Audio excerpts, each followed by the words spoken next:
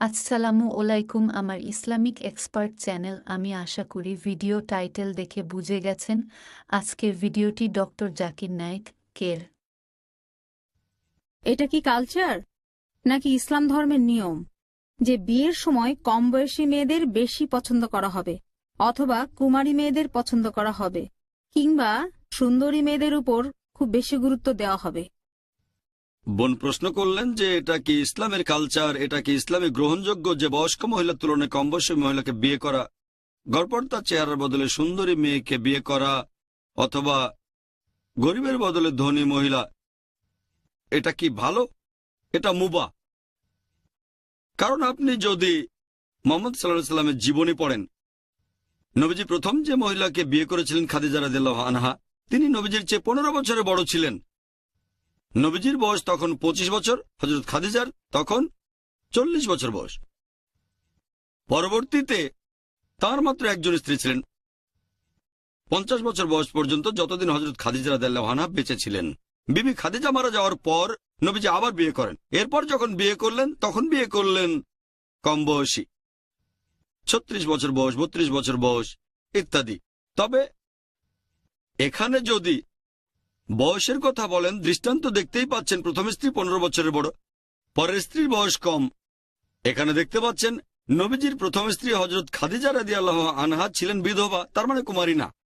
নবীজির স্ত্রীগণের মধ্যে মাত্র একজন ছিলেন কুমারী, আর কেউ কুমারী ছিলেন না।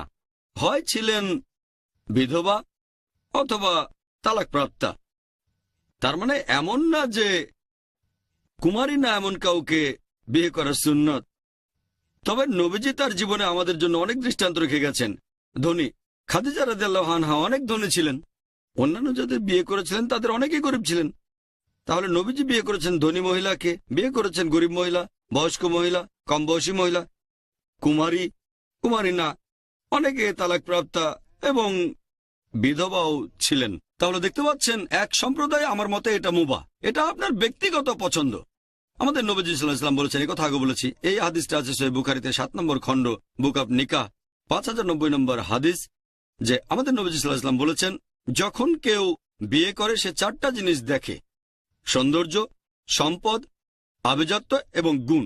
এগুলোর মধ্যে সেরা হচ্ছে গুণ। কেউ যদি সৌন্দর্য দেখে সেটা হারাম না, কেউ কম বয়সী স্ত্রী চাইলে সেটাও হারাম না, কেউ সম্পদশালী স্ত্রী চাইলে এটাও হারাম না, অভিজাত পরিবারের স্ত্রী চাওয়াটাও হারাম না। তবে এগুলোর মধ্যে গুণ হচ্ছে সেরা। গুণের উপর গুরুত্ব সবচেয়ে বেশি। যদি এমন কোন গুণবতী মেয়ে পান যে কম সুন্দরী, এখানে সৌন্দর্যের চেয়ে গুণের উপরেই বেশি গুরুত্ব দেবেন। তাহলে গুণবতী কম সুন্দরী স্ত্রী সুন্দরী আর কম গুণের স্ত্রীর চেয়ে ভালো।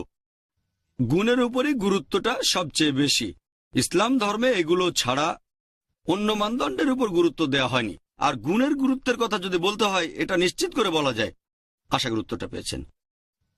এই হেই ইসলামিক এক্সপার্ট ভিডিও। আশা করি আপনার ভিডিওটি ভালো লাগলে লাইক ও শেয়ার করবেন, তাকি আপনার শেয়ার করার পর একজন মুসলিম বা অমুসলিমের উপকার হয়।